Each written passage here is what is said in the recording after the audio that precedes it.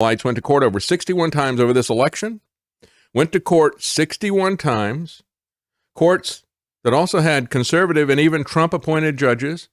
He had a conservative Supreme Court, and he could not provide a shred of evidence of substantial voter fraud.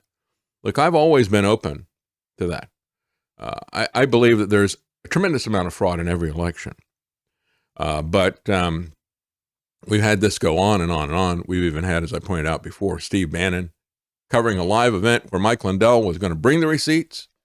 All right, let's do this. It's going to be exciting. Finally, we're going to see the receipts after all this, way after. This is like a year ago or something like that. And Mike Lindell does his stuff, and after a while, Steve Bannon shut the thing down and said, he doesn't have anything. I was told we're going to have receipts. He didn't have anything. It was like Al Capone's vault with Geraldo Rivera. There was nothing there. And yet, Steve Bannon, because he can read the room, because he wants fame, fortune, and a following, is back on the election bandwagon, even though there was nothing there, even though nothing was shown. If you're going to make extraordinary claims, you've got to have some evidence. They've had now 3 years to show the evidence, and they haven't done it. So 5 of the 6 contested states had election systems that were set up by Republican legislatures, and all had paper ballots. All recounts, including the ridiculous cyber ninjas, showed gains for Biden. Which brings us to 2 conclusions. Number 1, all of those judges, all of those Republican legislatures, all of those Republican election workers, all those Republican cybersecurity czars appointed by Trump who certified the election, 11 of his 14 cabinet members that are now opposed to Trump, and many more conservatives are all lying and in on the largest conspiracy in history. And all the paper ballots were rigged. Or maybe Trump is a liar.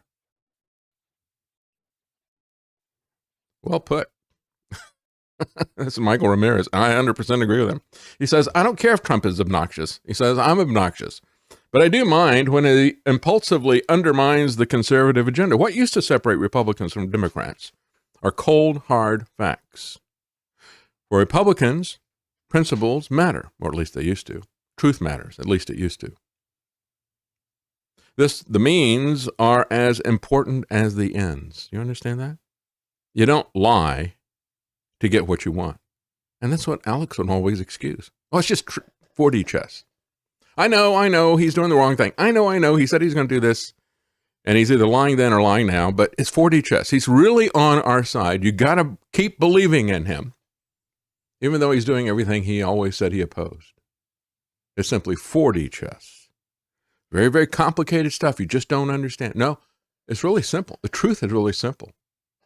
Integrity is really simple. Principles are really simple. Things get complicated when you start lying, Alex. That's the key thing. And that's what MAGA needs to understand. We don't want 4D chess. We want straight shooters.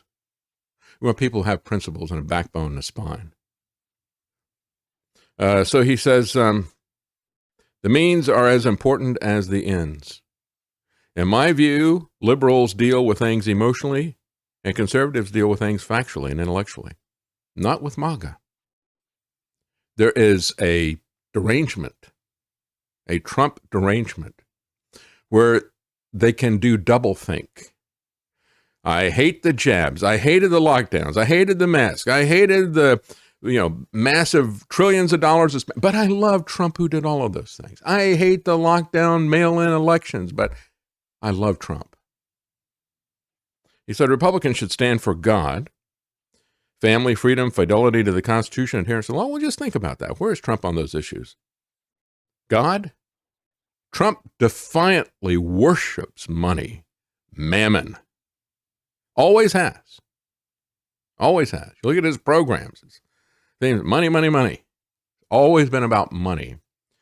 Before he got into politics, he was...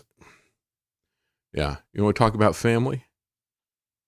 How many women has he not only divorced, but trashed like he does his former cabinet members? It's not enough for Trump to be unfaithful to his wives. He has to publicly humiliate them on the way out. What does that say about his character?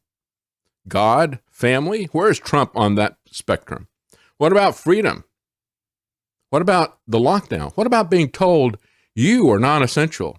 Your job is not essential. Your small business that you've worked all your life for, poured all your money and labor into, is not essential. This is Wall Street big box retailers that are essential. What about fidelity to the Constitution? Forget the Constitution. We'll do due process later at some point in time, right? Whether you're talking about the Second Amendment or the rest of this stuff. Adherence to the law? What law? Medical martial law? Martial law is no law at all. It's a dictatorship. No, he doesn't have any of those things. He's opposed to all of those things.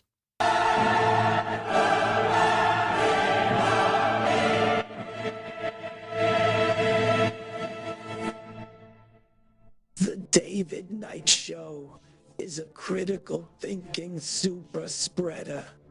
If you've been exposed to logic by listening to the David Knight Show, please do your part and try not to spread it.